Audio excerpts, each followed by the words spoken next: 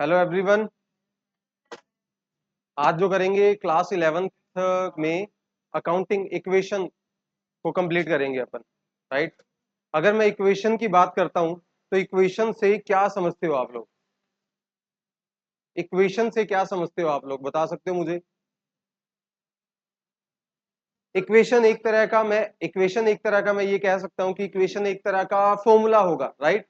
और अगर मैं अकाउंटिंग इक्वेशन की आपसे बात करूं तो अकाउंटिंग इक्वेशन के अंदर क्या फॉर्मूला है जो आज अपन देखने वाले हैं, ये अपना फॉर्मूला है, ये वाला।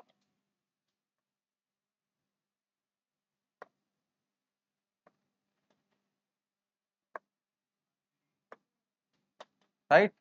तो ये फॉर्मूला है अपना, A plus A is equal to L plus C. मतलब ए यहाँ पे क्या इंडिकेट करेगा? ए इंडिकेट करेगा एसेट्स को, एल इंडिकेट करेगा लाइबिलिटी को, और सी इंडिकेट करेगा कैपिटल को।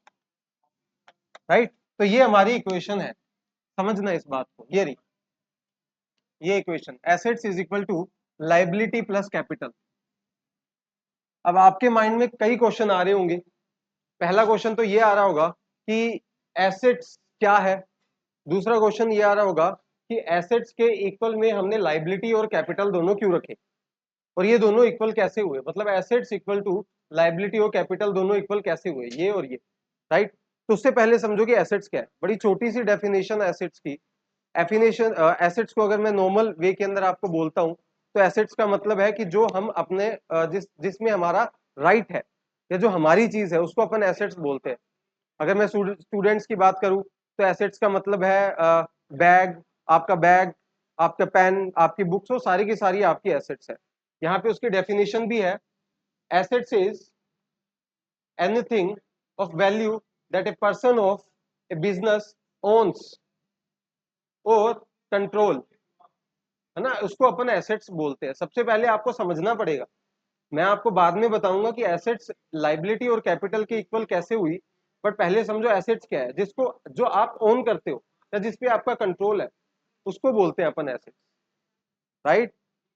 आपकी लाइफ के अंदर एसेट्स, आपकी कोई बाइसिकल है, वो सारी आपकी। आपके फैमिली के अंदर अगर मैं एसेट्स की बात करूं तो फैमिली की जो प्रॉपर्टी है वो सारी की सारी फैमिली की एसेट्स होती है। नेक्स्ट अगर मैं बात करूं आपसे लाइबिलिटी की, लाइबिलिटी क्या है? तो लाइबिलिटी का मतलब सिंपल वर्ड में बोलूं, responsibility.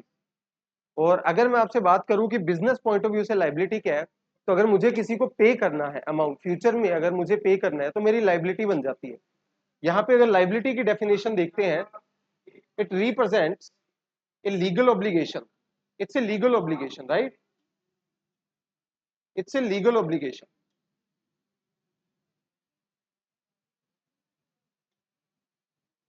It's a legal obligation.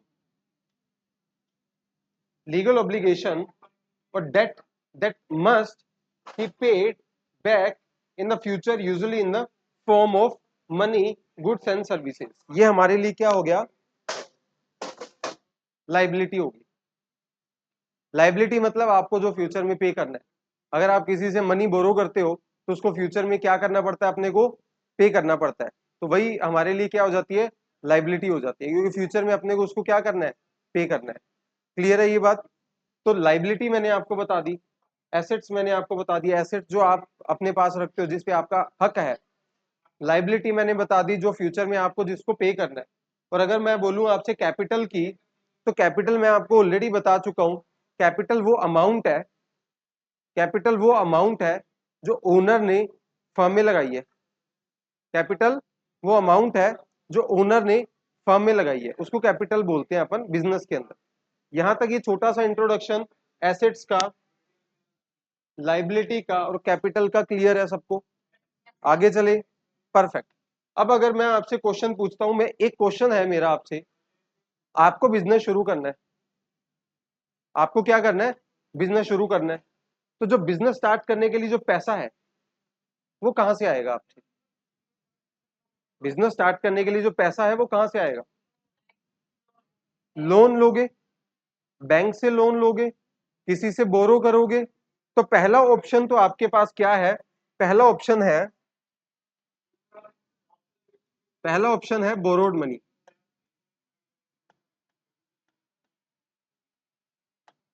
पहला ऑप्शन है बोरोड मनी। मानते हो कि नहीं मानते?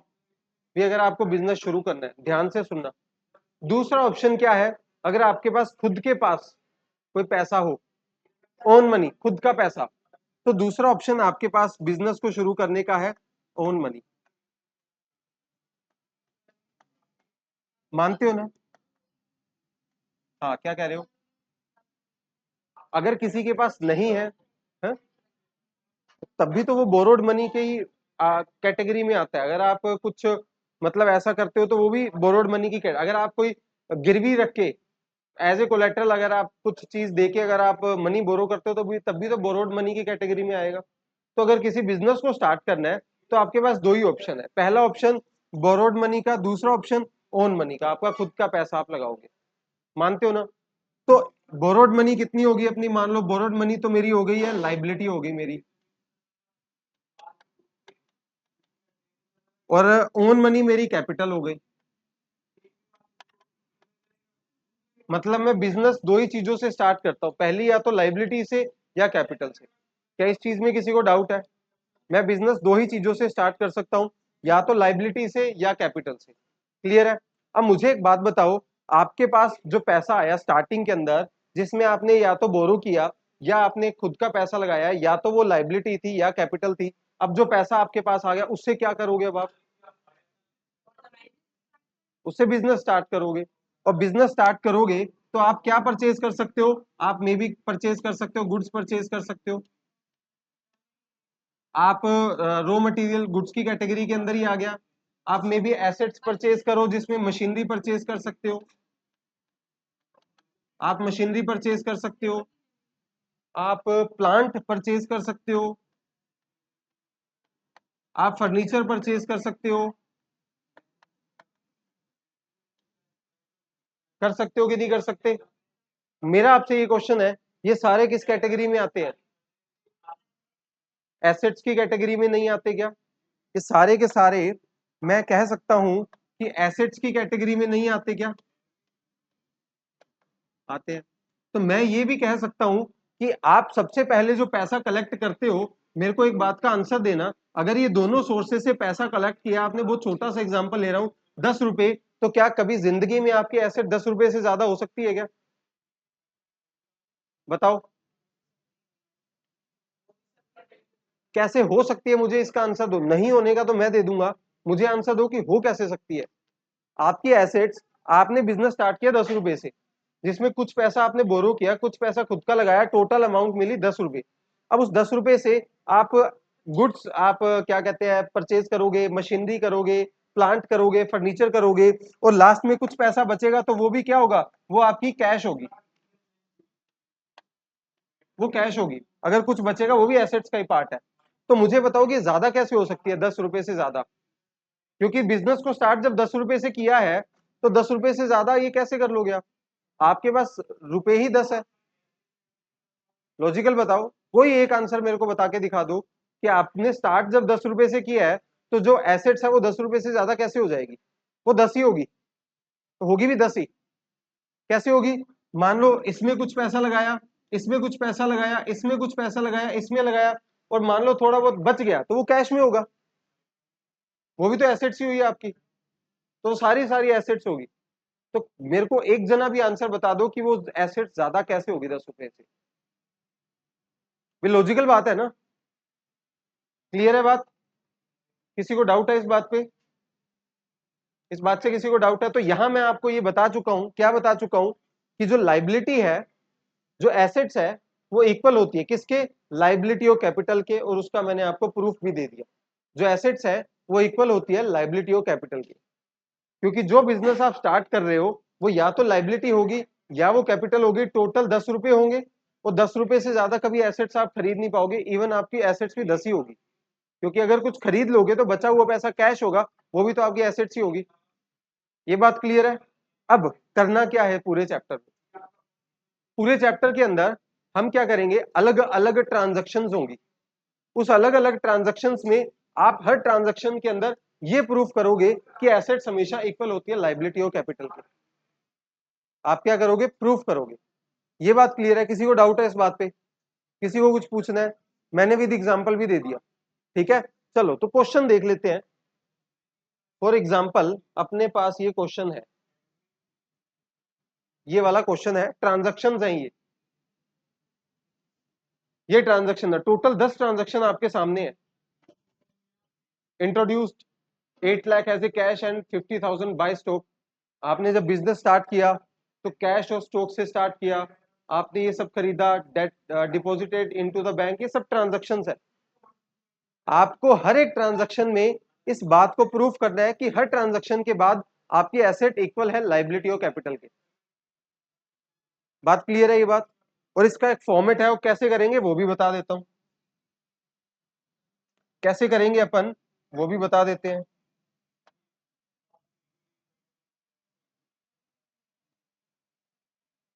शेप कहाँ, ठीक है, ये रहा।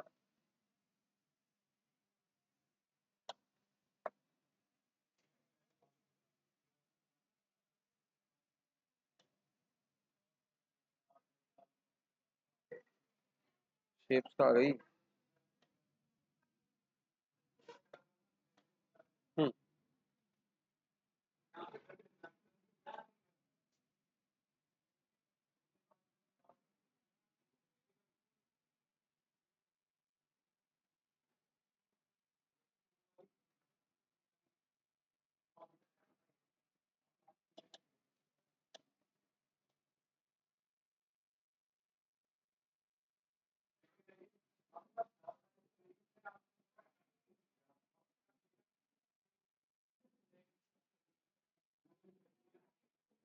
चलिए आ जाइए, देखते हैं। ये मेरा फॉर्मेट है जिसमें यहाँ पे सबसे पहले आएगा सीरियल नंबर, यहाँ पे आएंगी ट्रांजैक्शंस, राइट। यहां मैं लिखूंगा वो इक्वेशन, लिखूं जो मैंने बताई थी, कौन सी थी, assets is equal to liability plus capital. ये मेरी इक्वेशन है। हर ट्रांजैक्शन में ध्यान से सुनना, हर ट्रांजैक्शन के अंदर मुझे ये प्रूफ करना है। मेरी जो सबसे पहली ट्रांजैक्शन है ये वाली है, कौन सी, इंट्रोड्यूस। ये 8 लाख तो आपने बिजनेस को स्टार्ट किया, तो 8 लाख से आपने बिजनेस स्टार्ट किया था, ये तो कैश लगाया आपने बिजनेस के अंदर, प्लस आपके पास थोड़ा सा स्टॉक भी पड़ा था, तो आपने क्या किया, 50,000 का स्टॉक यूज किया, ठीक है। इससे आपने बिजनेस स्टार्ट किया। तो मुझे बता सकते हो टोटल कैपिटल कितने रुपए की लिखूंगा मैं, 8,50,000। कैपिटल वो अमाउंट होती है जिससे आप बिजनेस स्टार्ट करते हो। अब वो कैश भी हो सकती है, कैश के अलावा कुछ और भी हो सकता है। तो टोटल आप जो वैल्यू स्टार्ट कर रहे हो 8,50,000, और उस 8,50,000 में आपने क्या किया है, 8 लाख का कैश इंट्रोड्यूस किया और 50,000 का स्टॉक इंट्रोड्यूस किया। अब बात को ध्यान से सुनना, एसेट्स के अंदर जब बिजनेस स्टार्ट कर रहे हो तो दो एसेट्स आपके पास आ गई। एक तो एसेट आपके पास आ गई कैश, एक एसेट आपके पास आ गई स्टॉक, ठीक है। और अगर मैं बात करता हूं लाइबिलिटी की और कैपिटल की, वो मैं आगे बताता हूं। सबसे पहले सीरियल नंबर में क्या लिखोगे, one started business with cash and stock, ठीक है। मेरे को एक बात बताओ, कैश कितना आपने लाए हो आप, 8 लाख रुपीज, 8 लाख लाए हो ना। और स्टॉक कितने का लाए हो आप, 50,000 का। और अगर मैं टोटल लाइबिलिटी तो मेरी बनती नहीं है, अगर मैं बात करूं कैपिटल की तो टोटल कैपिटल कितनी बनती है, 8,50,000, राइट। जब आपने बिजनेस शुरू किया तो बिजनेस के अंदर दो एसेट्स आई। पहली एसेट्स तो आई है कैश, जो कि कितने की आई है, 8 लाख रुपए की। दूसरी एसेट आया स्टॉक, क्योंकि आपने 50,000 के स्टॉक से शुरू किया, तो स्टॉक। और कैपिटल कितनी बनती है आपकी, टोटल 8,50,000 की कैपिटल बनती है। अब मैं यहाँ पे आप नोटिस करोगे, क्या नोटिस करोगे, पहली ट्रांजैक्शन मैंने लिख दी, और पहली ट्रांजैक्शन में मैंने asset is equal to liability plus capital आपके सामने प्रूव कर दिया।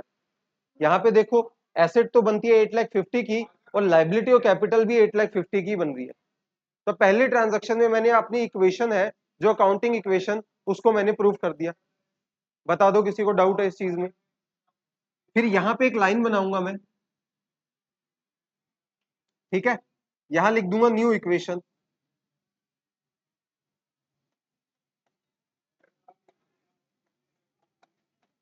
जो कि बनती कितनी है अगेन 8 लाख प्लस 50,000। और यहां पे अगर मैं आपसे बात करूं तो लाइबिलिटी मेरे पास है नहीं और ये बनता है मेरे पास 8,50,000 का।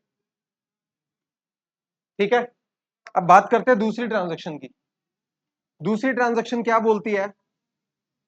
Purchased plant for 3 lakh. आगे वाली ट्रांजैक्शन में आपने प्लांट परचेज किया, कितने का परचेज किया? 3 लाख रुपीस का परचेज किया। आपने प्लांट परचेज किया कितने का? 3 लाख रुपीस का, बाय पेइंग 15,000 इन कैश। अभी जो 3 लाख का परचेज किया है इसमें कैश दिया 15,000 का और इसके अंदर balance at a later date, और जो बैलेंस है वो बाद की डेट में। ठीक है, जो बैलेंस आप दे रहे हो वो बाद में दे रहे हो। तो जो 3 लाख का आपने प्लांट परचेज किया है उसमें 15,000 तो आपका कैश दिया है और बाकी की आपने बाद में पे करोगे। तो अब मैं अकाउंटिंग इक्वेशन की आपसे बात करूं, अकाउंटिंग इक्वेशन की, तो यहाँ पे सीरियल नंबर में 2 लिखूंगा क्योंकि दूसरी ट्रांजैक्शन है, और यहां लिखूंगा purchase plant, purchase plant.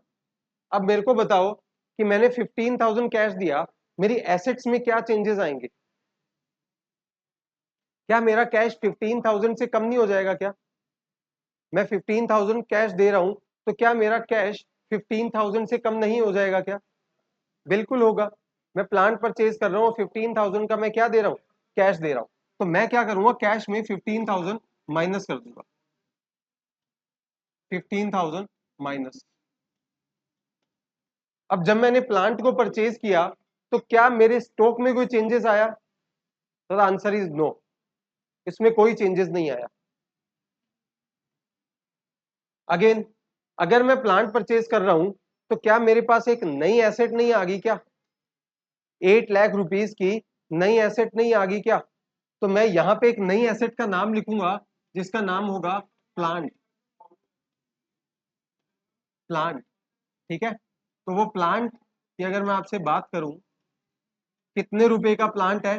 Total 8 lakh rupees का प्लांट लेके आया हूं मैं। हाँ, क्या कह रहे हो?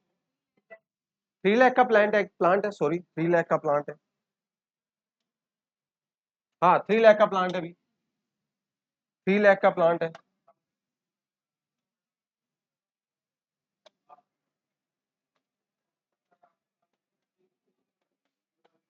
ये 3 लाख का प्लांट हो गया जिसके अंदर एसेट्स है, अगेन एक प्लांट ऐड हो गया 3 लाख रुपीस का। अब अब अगर मैं बात करूं आपसे लाइबिलिटी की, तो मैं ये कह सकता हूं कि 2,85,000 रुपीज 85,000 की लाइबिलिटी क्रिएट होगी। ऐसा क्यों बोल रहा हूं? क्योंकि टोटल 3 लाख का प्लांट परचेज किया, उसमें से 15,000 आपने कैश दे दिए, मैंने कैश कम कर दिया, बाकी के 2,85,000 क्या बने? आपकी लाइबिलिटी बनी, आपको फ्यूचर में पे करना है। तो 2,85,000 यहां लिख दूंगा मैं। और क्या कैपिटल में कोई चेंजेस आया?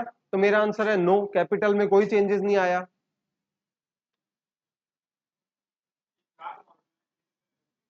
क्लियर है? अब यहां पे अगर मैं बात करूं न्यू इक्वेशन की, न्यू इक्वेशन, तो मुझे बताओ 8 लाख रुपीस का मेरा कैश था जिसमें से 15,000 मैंने प्लांट के लिए दे दिए, तो बाकी कितना बचा मेरे पास? 7,85,000 ही बचेगा क्या? 7,85,000, यस। हाँ, क्या कह रहे हो? हाँ, 3 लाख का था, मैं कैश में से कम कर रहा हूं ना। मेरे पास टोटल कैश कितना था? 8 लाख का। मैंने, हाँ, ट्रांजेक्शन, हाँ तो सेकंड है, तो सेकंड में मैंने प्लांट परचेज किया, प्लांट मेरा जो परचेज किया मैंने उसमें कैश पे किया 15,000 का, मेरे पास कैश कितना था पहले 8 लाख का, प्लांट मैंने परचेज किया 15,000 कैश दिए, तो मैंने माइनस कर दिया 15,000, तो न्यू इक्वेशन के अंदर बैलेंस लिखते हैं, तो कैश का बैलेंस मेरे पास कितना बचा 7,85,000 नहीं बचा क्या भाई, टोटल 8 लाख में से 15,000 लेस करोगे तो मेरे पास बैलेंस 7,85,000 का नहीं बचेगा क्या, कोई डाउट है तो पूछो, चलूं आगे। तो 7,85,000 प्लस, क्योंकि न्यू इक्वेशन के अंदर क्या लिखते हो बैलेंसेस लिखते हो आप, न्यू इक्वेशन में बैलेंसेस लिखते हो आप, 7,85,000 रुपीज का आपका कैश का बैलेंस, स्टॉक का बैलेंस कितना बचा 50,000, स्टॉक में कोई चेंजेस नहीं आए 50,000 प्लस एक नई एसेट आपके ऐड होगी जो कि प्लांट है, तो प्लांट का बैलेंस कितना बचा 3 लाख का, क्योंकि 3 लाख का प्लांट आपने परचेज किया है, तो 3 लाख का ये लो। और अगर मैं बात करूं लाइबिलिटी साइड की, तो इस साइड की लाइबिलिटी और कैपिटल की, तो लाइबिलिटी मेरी कितने की जनरेट हो गई 2,85,000 की, 2,85,000 की, और कैपिटल कितने की होगी 8,50,000 की, ये मेरी नई इक्वेशन है। मैंने किया क्या, मैं थोड़ा रिपीट कर देता हूं, मैंने एक प्लांट परचेज किया है, उस प्लांट की वैल्यू है 3 लाख रुपीज, 3 लाख रुपए का प्लांट है, जिसमें मैंने 15,000 कैश दिया, क्या दिया मैंने कैश दिया, तो मैंने सबसे पहला काम क्या किया, मैंने कैश में से 15,000 लेस कर दिए, क्योंकि जब आप 15,000 पे करोगे तो आपके पास 15,000 का कैश कम हो जाएगा, भी टोटल मेरे पास कैश था 8 लाख रुपीज का, मैंने उसमें से 15,000 लेस कर दिए, राइट, पहला काम तो ये किया। दूसरा काम, जब प्लांट आप परचेज करोगे तो आपके पास एक नया एसेट आ नहीं जाएगी, तो आपकी रिस्पॉन्सिबिलिटी नहीं बनती कि उसको आप एसेट्स में एक नई एसेट को ऐड करो, किस नाम से ऐड करोगे प्लांट के नाम से, कितने रुपए की ऐड करोगे 3 लाख की, जितने रुपए की है वो वही मैंने किया, तो एसेट्स के अंदर मेरी नई एसेट्स ऐड होगी। अब दूसरा काम मैंने क्या किया, लाइबिलिटी मेरी 2,85,000 की इंक्रीज हो जाएगी, 2,80,000 क्यों, क्योंकि 3 लाख का प्लांट परचेज किया है, 15,000 आपने पे किए हैं, तो रिमेनिंग अमाउंट 2,85,000 नहीं बचती क्या, वो फ्यूचर में पे नहीं करोगे क्या, पे करोगे तो वो लाइबिलिटी नहीं बनती क्या, लाइबिलिटी बनती है तो लिखेंगे नहीं क्या लाइबिलिटी में 2,85,000। फिर उसके बाद कैपिटल में कोई चेंजेस नहीं आएंगे, तो देख लो कोई चेंजेस नहीं आए। अब अगेन मैंने आपको स्टार्टिंग में बोला था कि हर एक ट्रांजैक्शन के बाद अकाउंटिंग इक्वेशन बताऊंगा इक्वल रहेगी। अब आप देख सकते हो यहां का अगर मैं टोटल करता हूं तो ये कितना बनता है अपने पास 8 लाख और 10 लाख, 10 लाख और 11,35,000 बनता है, किस साइड का इस साइड का। और अगेन यहाँ पे भी देख लो ये कितना बनता है 7 लाख, फिर 10 लाख, 10 लाख, 11,35,000 टोटल इसका बनेगा। तो हर ट्रांजैक्शन में आपकी asset is equal to liability plus capital रहेगी, तो यही मुझे पढ़ाना है। वे अकाउंटिंग इक्वेशन का मतलब हर ट्रांजैक्शन के अंदर assets is equal to liability plus capital आपको करनी पड़ेगी। क्लियर है ये बात, चलो नेक्स्ट ट्रांजैक्शन देखिए। चलो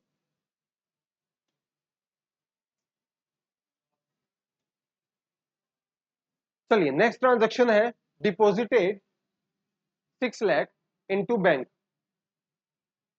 आपने क्या किया, बैंक में 6 लाख रुपए डिपॉजिट करवा दिए, 6 लाख आपने डिपॉजिट करवाए बैंक के अंदर। अब उससे होगा क्या, सबसे पहला काम तो ये होगा कि आपको 6 लाख रुपीज से आपकी कैश कम नहीं करोगे क्या, आपने डिपॉजिट करवा दिया तो जो कैश था वो चला नहीं गया क्या, क्लियर है ये बात। तो सबसे पहला काम यहाँ पे थर्ड में क्या लिखोगे,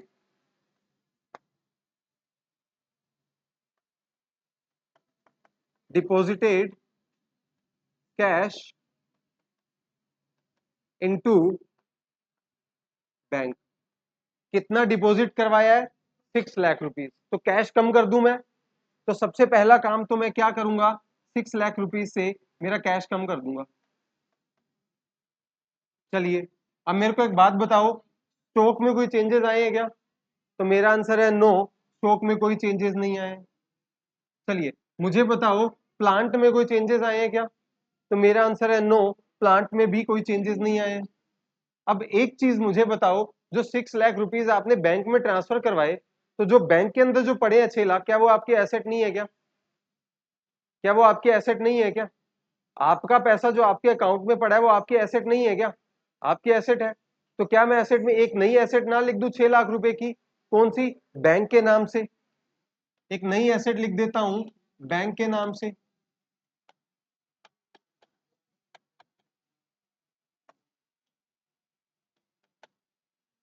है ना?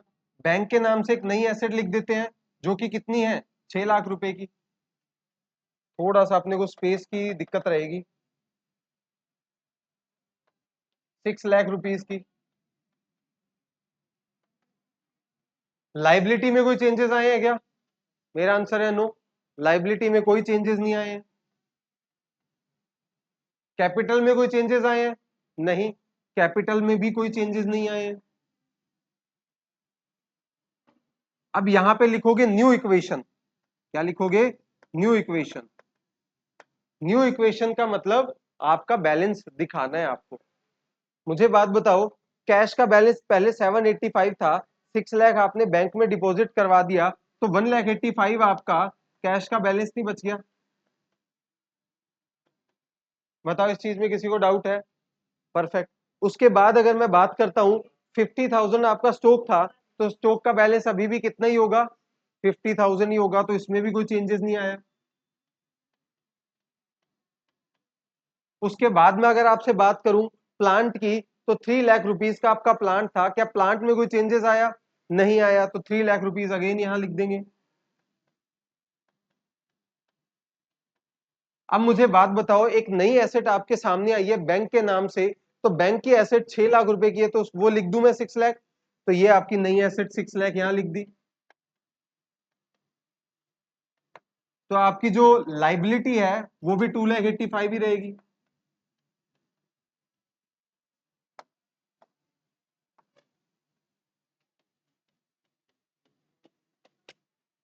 और यहां पे 8,50,000 हो जाएगी। ये लो, ये नई इक्वेशन होगी। मतलब हर एक ट्रांजैक्शन के बाद आपको ये प्रूफ करना है कि आपकी asset is equal to liability plus capital है। क्लियर है ये बात? तो यहां पे भी देख लो, अगर मैं इनका टोटल करता हूं तो 11,35,000 बनेंगे, और अगर आप चाहो तो इन सबका टोटल कर दो, 11,35,000 ही बनेगा। Assets is equal to liability plus capital हो गया। क्लियर है? अब आगे देख लेते हैं अगली transaction. Fourth transaction. Fourth transaction की अगर मैं आपसे बात करूं, तो इसमें बोल रहे हो आप purchase office furniture for 1 lakh rupees and made payment by cheque. अब यहां पे आपने फर्नीचर परचेज किया। मुझे आप बताओ सबसे पहले कि एसेट्स में कहां कहां चेंजेस आएंगे? एसेट्स में कहां कहां चेंजेस आएंगे सबसे पहले मुझे ये बताओ। किसमें? आइडिया बताओ कि चार कैश है, स्टॉक है, प्लांट है, बैंक है, किसी में कोई चेंज आएगा? बैंक में चेंज आएगा, क्योंकि जो फर्नीचर आप परचेज कर रहे हो, जो फर्नीचर आपने 1 लाख का परचेज किया है, पेमेंट कैसे किया? By cheque. तो क्या बैंक को कम नहीं करोगे क्या? बैंक में जो 3 लाख 6 लाख रुपीज है वो माइनस नहीं करोगे क्या? करने पड़ेंगे। इसके अलावा और क्या चेंजेस आएगा? Asset side. एसेट साइड में एक नई एसेट ऐड कर दोगे, किस नाम से? फर्नीचर के नाम से। किस नाम से ऐड करोगे एक नई एसेट? फर्नीचर के नाम से। क्यों? क्योंकि आपने फर्नीचर परचेज किया है, 1 लाख का फर्नीचर परचेज किया है, तो घर में फर्नीचर आएगा नहीं क्या? तो एसेट में एक नई एसेट ऐड नहीं करोगे क्या? फर्नीचर ऐड करोगे। बात क्लियर है कि नहीं क्लियर? परफेक्ट। तो एक नया पेज लेके चलना पड़ेगा अपने को। मैं अगेन बना रहा हूं यहाँ पे, यहाँ बना रहा हूं मैं।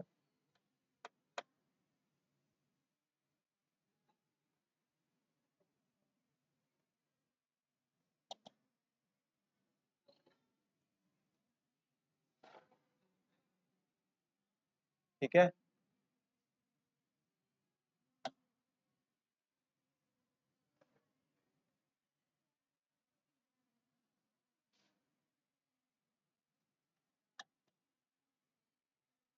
और यहां थी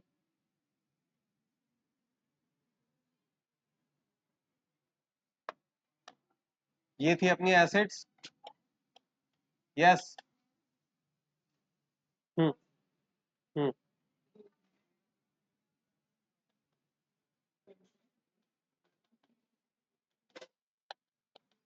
लाइबिलिटी प्लस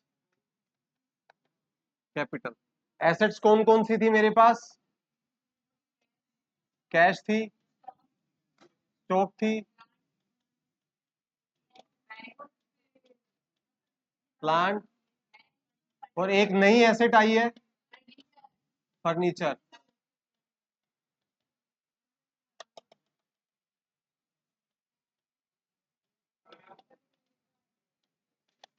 ठीक है, अगर मैं कैश के बैलेंस की बात करूं तो अपने पास कैश का बैलेंस था 1,85,000। तो मैं यहाँ पे लिख देता हूँ, बैलेंस लिख देता हूँ सीधा पहले, 1,85,000। स्टॉक का जो बैलेंस था वो था 5 लाख, 3 लाख, 6 लाख। स्टॉक का बैलेंस था 5 लाख। 50,000 था क्या? हाँ, 50,000।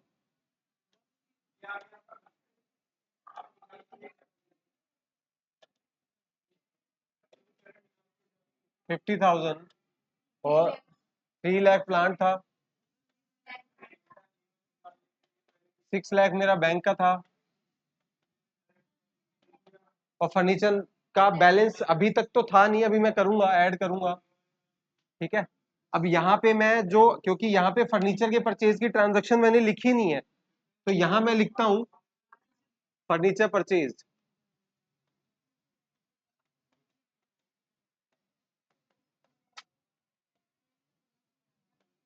Furniture purchase. ठीक है, और अगर फर्नीचर परचेज की बात करूं तो यहाँ पे कैश में कोई चेंजेस आएगा क्या? नहीं, क्योंकि उसने बाय चेक पेमेंट करी है। यहाँ पे स्टॉक में कोई चेंजेस आएगा क्या? नहीं, स्टॉक में कोई चेंजेस नहीं आएगा। यहाँ पे प्लांट में कोई चेंजेस आएगा क्या? नहीं। बैंक में कोई चेंजेस आएगा क्या? माइनस करोगे आप कितने रुपए? 1 लाख रुपीज। प्लस फर्नीचर में कोई चेंजेस आएगा क्या? फर्नीचर ऐड हो जाएगा कितने रुपए का? 1 लाख रुपीज का। 1 लाख रुपीज का ऐड कर दोगे आप। और लाइबिलिटी का बैलेंस अपना जो पहले था कितना रुपए का था? ये था 2,85,000। और कैपिटल का बैलेंस था हमारे पास 8,50,000। 8,50,000 का। क्लियर है ये बात? तो यहाँ पे और इसमें कोई चेंजेस नहीं आएगा, इसमें कोई चेंजेस नहीं आएगा। अब अगर मैं देखता हूं मेरी न्यू इक्वेशन,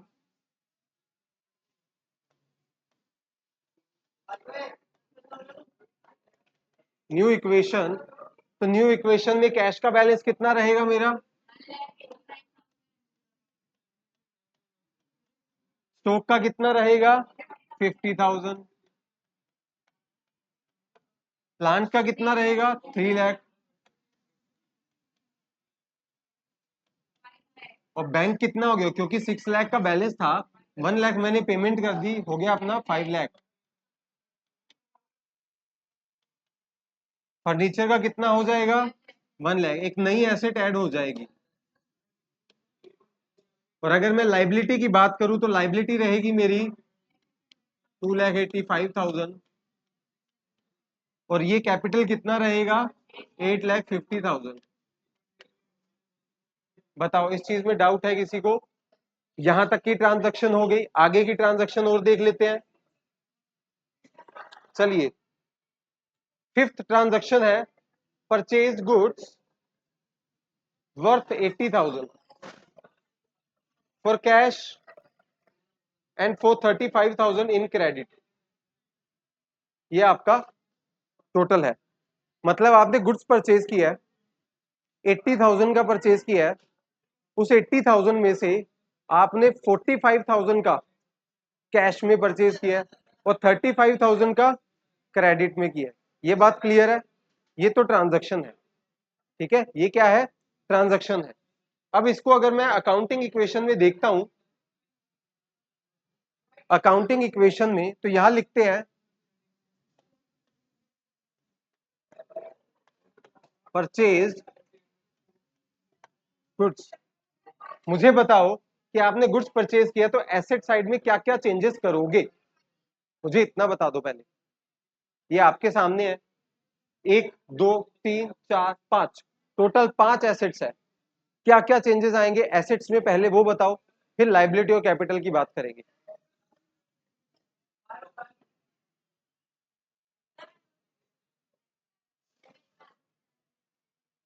बताओ।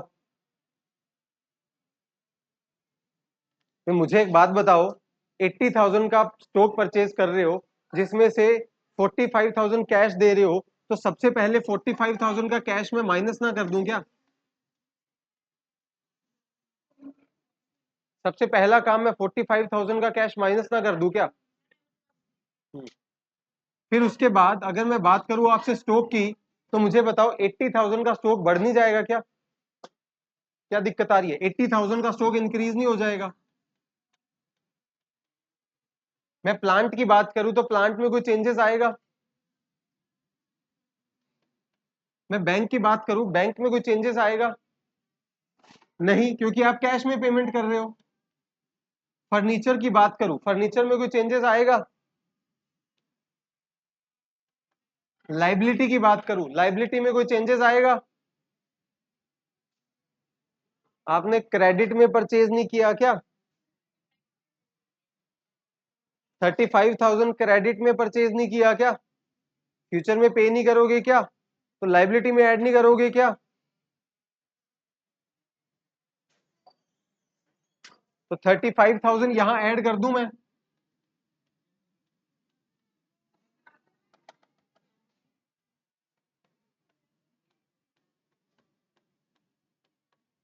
कैपिटल में कोई चेंजेस आएंगे? नहीं।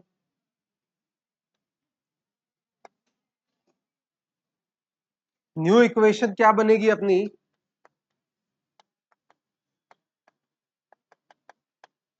न्यू इक्वेशन 1,85,000 का कैश था, जिसमें गुड्स परचेज करने के लिए मैंने 45,000 पे कर दिए, तो मुझे बताओ कि कैश कितना बचा? 1,40,000। 85 में से 45 लेस करेंगे, 40 बचेगा। मुझे एक बात बताओ, मेरा स्टॉक था 50 का, जिसमें 80 का मैंने नया ऐड कर लिया, स्टॉक कितने का हो गया?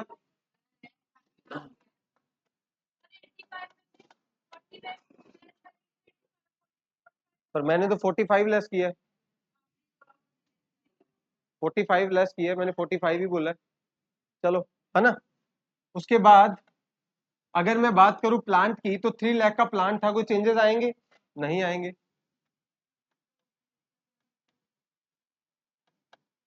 मेरा बैंक था 6 लाख रुपीज, 5 लाख रुपीज का, कोई चेंजेस आएगा? नहीं आएगा।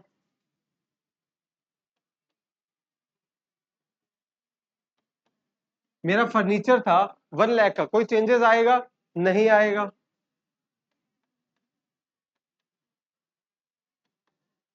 मेरी लाइबिलिटी थी 2,85,000 की, कोई चेंजेस आएंगे?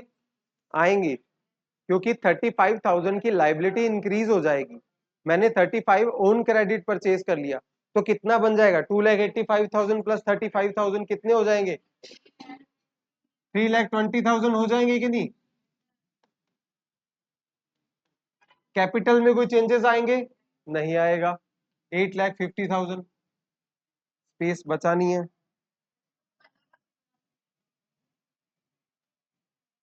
ये तो फिर,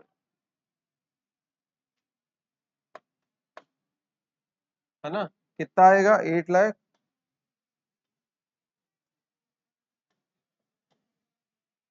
8,50,000 आएगा, छोटा सा लिख रहा हूँ, 8,50,000 है।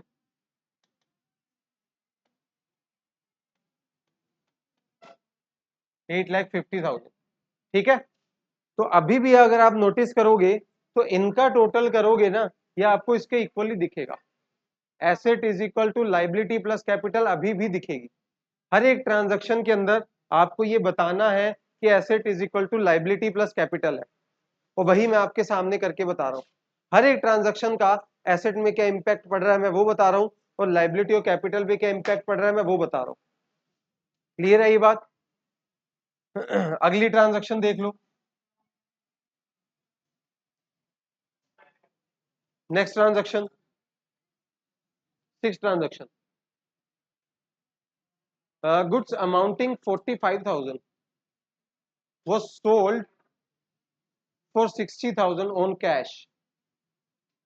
आपका जो गुड्स था 45,000 का गुड्स था।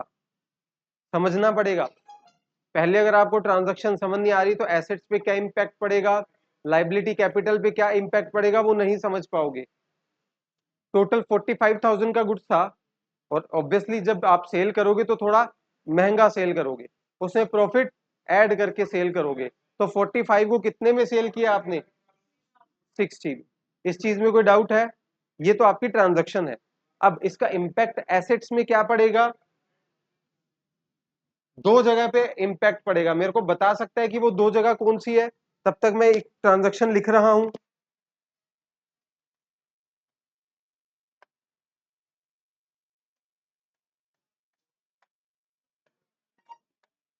दो एसेट्स पे इंपैक्ट पड़ेगा, कहां कहां पड़ सकता है मुझे बता दो।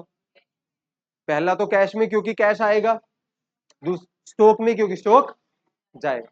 उससे भी मजेदार एक और चीज है कि जब मैं कैश कम करूंगा, कैश इंक्रीज करूंगा, तो जो गुड्स बेच रहे हो आप वो बेच रहे हो 60,000 का, तो सामने से कैश कितना आएगा? 60,000 ही तो आएगा। तो मैं यहाँ पे ऐड कितना कर दूंगा? और अगर मैं आपसे बात करूं स्टॉक की, स्टॉक माइनस करोगे, कितने का माइनस करोगे? 45 का, क्योंकि आपके यहां से स्टॉक कितने का जा रहा है? 45 का। भैया आपने बेचा 60 का है, बट आपके यहां से स्टॉक तो 45 का जा रहा है ना, तो यहां लेस कितना करोगे? 45,000। मुझे बताओ कि प्लांट में कोई चेंजेस आएंगे क्या? बैंक में कोई चेंजेस आएंगे क्या? फर्नीचर में कोई चेंजेस आएंगे क्या?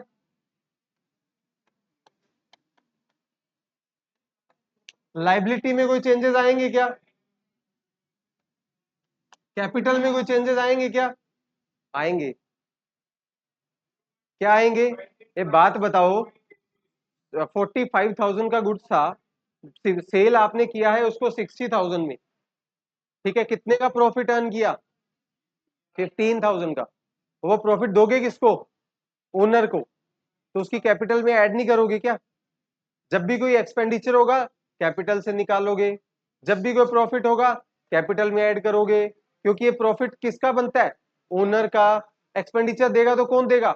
ओनर देगा। तो जो पैसा ओनर को देना बनता है, जो कि 8,50,000 बनता है, क्या उसमें मैं 15,000 ऐड कर दूं, क्योंकि प्रॉफिट उसी का तो है, तो मैं 15,000 यहाँ पे ऐड कर देता हूं। ये लो 15,000 मैंने ऐड कर दिया। अब उसके बाद फिर से न्यू इक्वेशन देख लो।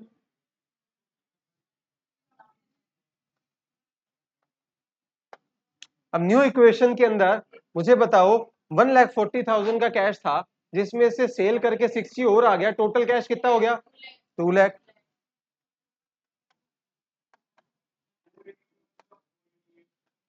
उसके बाद 1,30,000 का आपके पास स्टॉक था, जिसमें से 45,000 का आपने सेल कर दिया, कितने का बचा आपके पास?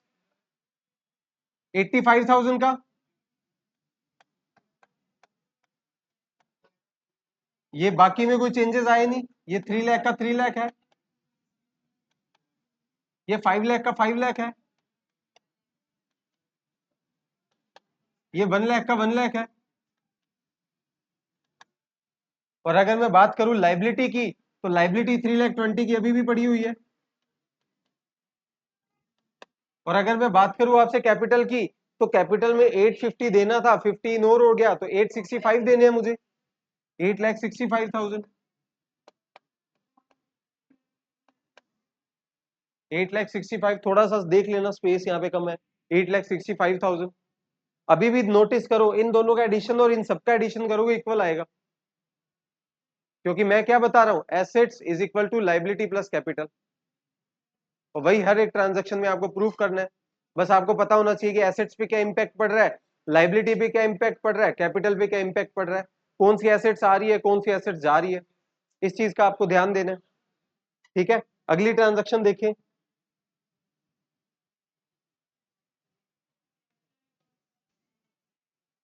नेक्स्ट बोलता है गुड्स कॉस्टिंग